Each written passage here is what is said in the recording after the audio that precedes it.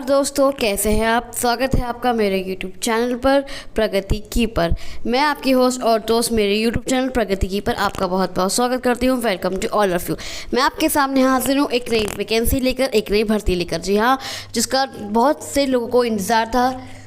RAS की vacancy आ चुकी है। जी आरपीएससी आरएएस की वैकेंसी आ चुकी है। आपकी राजस्थान लोक सेवा आयोग की तरफ से आपके लिए वैकेंसी आ चुकी है। आपकी आरएएस की राजस्थान एडमिनिस्ट्रेटिव सर्विसेज की वैकेंसी आपकी आ चुकी है। तो बात करते हैं सबसे पहले सबसे ज़्यादा जो तैयारी की जाती है वो की जाती है आपकी राजस्थान प्रशासनिक सेवा।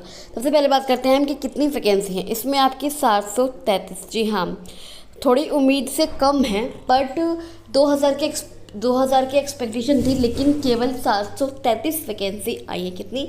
733 वैकेंसी आप लोगों की आई हैं, जिसमें आपकी 346 तो है आपकी राज्य सेवाएं की, और जो 387 हैं वो है आपकी अधीनस्थ सेवाओं की। राज्य सेवाओं की केवल आपकी 346 है, जैसे आपके एसडीएम हो गए, आपके राजस्थान पुलिस सेवा हो गई, आपके अकाउंट्स हो गए, और आपकी जो राजस्थान सहकारी सेवा है, नियोजन सेवा, जिसके लिए लोग ज़्यादा तैयारी करते हैं, उनकी आपकी 346 पोस्ट आई हैं। और जो आपकी अधीनस्थ सेवाएं आई हैं, स्टेट सर्विस की आपकी 346 हैं, और अधीनस्थ सेवाएं जो है वो आपकी 387 पद है। कितने? 387 पद हैं। और जो केवल कितने आपकी ये जो एसडीएम के हैं, राजस्थान प्रशासनिक सेवक, इसमें आप केवल 28 पद हैं। आप ये मत समझिएगा कि 28 के 28 पद। अब इनमें आप ये देखिए, जनरल भी हो, जनरल कैटेगरी के भी हाइफरकेट होगा, जनरल, ओबीसी, एससी, एसटी और डाइवोर्स, विडो, हर तरह की कैटेगरी इंक्लूड होगी। तो आपके हिस्से देख लीजिएगा, आपके हिस्से कितनी वैकेंसी आई है। मेल और फीमेल की भी अलग अलग वैकेंसी होगी।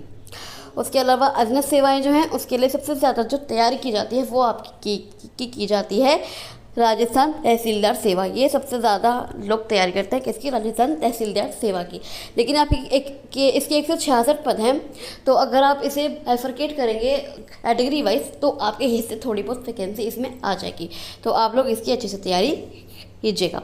उसके बाद हम आते हैं एज पर, क्योंकि सबसे बड़ा क्वेश्चन कैंडिडेट्स का रहता है कि एज कैलकुलेशन क्या होगी। तो इसमें जो आपकी एज कैलकुलेशन है, ये देखिए।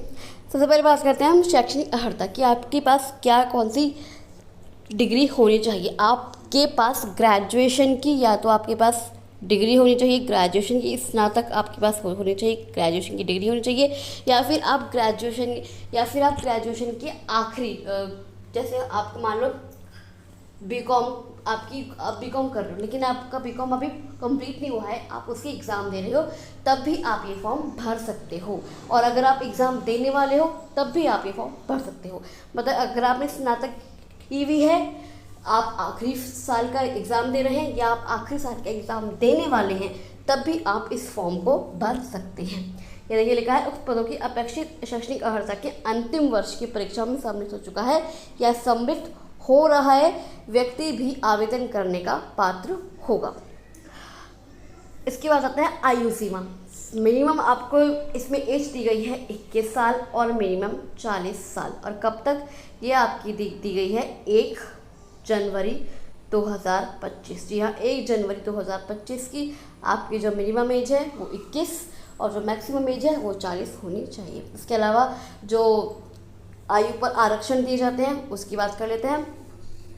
जो आपकी अनुसूचित जाति, एससी, एसटी, ओबीसी, ईडब्ल्यूएस, जो इनकी महिलाएं हैं, महिलाओं के लिए कितना? महिलाओं के लिए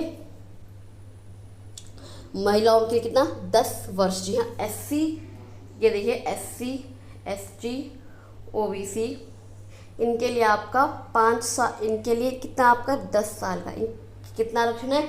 10 साल का आरक्षण है महिलाओं के लिए। और जो नॉर्मल कैटेगरी की है, जनरल कैटेगरी की है, ईडब्ल्यूएस कैटेगरी की है, उनके लिए 5 साल का आरक्षण दिया गया है। एससी, एसटी और ये देखिए राजस्थान के अनुसूचित जाति, अनुसूचित जनजाति व पिछड़ा वर्ग, अति पिछड़ा, कमजोर वर्ग की महिलाओं के लिए कितना? 10 वर्ष का आरक्षण दिया जाता है। मतलब अब 45 साल तक, 45 कितना? जो आर्थिक रूप से कमज़ोर हैं, जो SC ST के हैं, वो 50 साल तक, और जो जनरल कैटेगरी की महिलाएं हैं वो 45 साल तक ये फॉर्म भर सकती हैं। और जो पुरुष की बात कर लेते हैं तो पुरुष को 5 साल का आरक्षण दिया जाता है, चाहे वो सामान्य हो और चाहे वो अनुसूचित जाति का हो। उसके बाद ये देखिए, सामान्य आरक्षित वर्ग की महिला 5 वर्ष का उन्हें आरक्षण दिया जाता है आयु में। अब जो चयन प्रक्रिया, सबसे पहले आपको पता है, सबसे पहले आपका प्रीलिम्स होता है, फिर आपका मेंस होता है, उसके बाद आपका इंटरव्यू होता है। परीक्षा का स्थान और माह वो आपको बता दिए जाएंगे तय समय पर। और जो परीक्षा योजना है वो आपकी ऑनलाइन भी हो सकती है और ऑफलाइन भी हो सकती है। और आपकी जो नेगेटिव मार्किंग होगी वो आपकी 1/3 की नेगेटिव मार्किंग आपकी होगी। आवेदन अवधि कब से कब तक है, तो ये सबसे महत्वपूर्ण बात है, 19 सितंबर, आज की तारीख है, आज 2 सितंबर है और आप ये फॉर्म 19 सितंबर से भरना स्टार्ट कर सकते हैं। कब तक? 18 अक्टूबर तक आप ये फॉर्म भर सकते हैं। लेकिन बिल्कुल भी देर मत कीजिएगा, 19 सितंबर को ही ये फॉर्म भरना स्टार्ट कर दीजिएगा। 19 सितंबर को ही ये फॉर्म भर के डाल दीजिएगा, जिससे आपको तैयार करने का पूरा टाइम मिले। उसके बाद जो आपका पैटर्न है वो आपका पैटर्न कुछ इस प्रकार से है कि उसके बाद आता है फीस पर, कि फीस कितनी है। जो आपके सामान्य अनारक्षित पिछड़ा वर्ग के जो क्रीमी अति पिछड़ा वर्ग के क्रीमी लेयर के अभ्यर्थी हैं उनके लिए आपकी 600 रुपये होगी। जो आपकी जनरल कैटेगरी कैंडिडेट्स हैं उनके लिए फ़ीस आपकी 600 रुपये होगी। और जो SC ST OBC उनके लिए आपकी फ़ीस कितनी होगी? 400 रुपये होगी। और जो फिजिकल हैंडीकैप्ड है उनके लिए भी फ़ीस आपकी कितनी होगी? 400 रुपये ही होगी। उसके लिए फीस आपकी 400 रुपये होगी। अब आते हैं पैटर्न पर। सिलेबस मैं आपको अगली वीडियो में दिखाऊंगी, फिलहाल मैं आपको अभी पैटर्न ही बता रही हूँ। पैटर्न आपका ऐसा आएगा, 200 नंबर का आपका एग्ज़ाम होगा। 150 क्वेश्चन आएंगे, कितने? 150 क्वेश्चंस आपके आएंगे और 3 घंटे का समय आपको दिया जाएगा।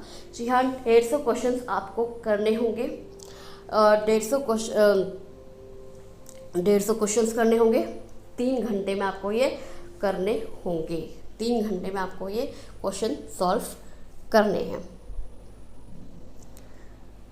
उसके मेंस एग्जामिनेशन में आपके 4 पेपर होते हैं। General studies first, general studies के पेपर 3 होते हैं और फिर जनरल हिंदी और इंग्लिश होते हैं।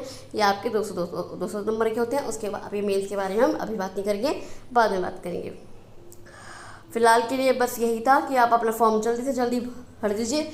अब मैंने आपको इसकी एलिजिबिलिटी बता दी है, एज बता दी है और जो इसकी चयन प्रक्रिया है वो बता दी है। पहले आपका प्रीलिम्स होगा, फिर आपका मेंस होगा और फिर उसके बाद आपका इंटरव्यू होगा। तो बहुत ही प्रेस्टिजियस जॉब है। RAS कोई छोटी जॉब नहीं है, सबका सपना होता है RAS बनने का, कि हम कोई ऊंची पोस्ट पर हमारी जॉब लगे। तो चलिए मैं आपसे मिलती हूँ अगली वीडियो में। आप ये फॉर्म जल्दी से जल्दी भर दीजिएगा। मैं आपको अगली वीडियो में इसका सिलेबस, पैटर्न और मेंस एग्जाम के बारे में और भी सब कुछ बताने वाली हूँ। तो आप इस वीडियो को अंत तक जरूर देखिएगा। आप इस वीडियो को लाइक कर सकते हैं, शेयर कर सकते हैं और इस चैनल को सब्सक्राइब करना मत भूलेगा, क्योंकि मैं आपके लिए ऐसे ही वैकेंसी से रिलेटेड रिजल्ट रिलेटेड मैं आपके लिए वीडियोस लाती रहती हूँ। तो इस चैनल को सब्सक्राइब करके जरूर जाइएगा, ताकि कोई भी नोटिफिकेशन आए आपके पास सबसे पहले आ जाए। तो चलिए मैं आपसे मिलती हूँ अगली वीडियो में। और इसका लिंक है, मैं और जो इसका PDF का लिंक है मैं अपने टेलीग्राम ग्रुप पर डाल दूँगी। मेरे टेलीग्राम ग्रुप का लिंक आपको मेरे डिस्क्रिप्शन बॉक्स में मिल जाएगा। तो चलिए मैं आपसे मिलती हूँ अगली वीडियो में। तब तक के लिए थैंक यू सो मच।